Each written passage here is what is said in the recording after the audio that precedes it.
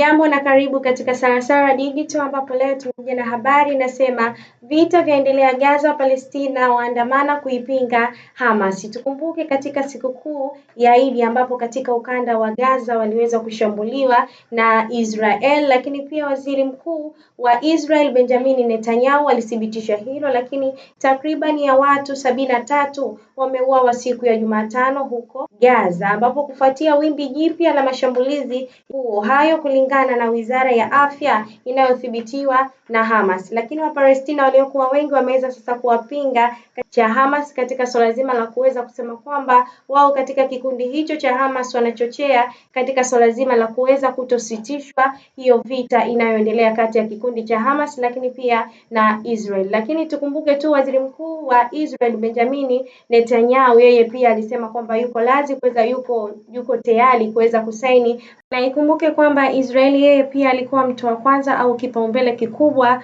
cha kutaka kuweza kusitishwa vita katika ukanda wa Gaza pamoja na yeye Israel. Lakini tuseme kwamba Umoja wa Mataifa umesema kuwa katika muda wa siku mbili zilizopita zaidi ya watu 100,000 wa kusini mwa Gaza wamelazimika kuyahama makazi yao kutokana na mashambulizi ya Israel. Lakini hayo yanajili maandamano mengine makubwa Gaza ya kuyapinga utawala wa Hamas na kulaani vita hivyo vilivyodumu kwa zaidi ya mwaka mmoja sasa. Taarifa za hivi punde zinaeleza kuwa Hamas wametupilia mbali pendekezo la hivi punde la Israel usitishaji mapigano. Usikose kufuatilia Sawasawa Digital, kulike, kushare pamoja na kucomment.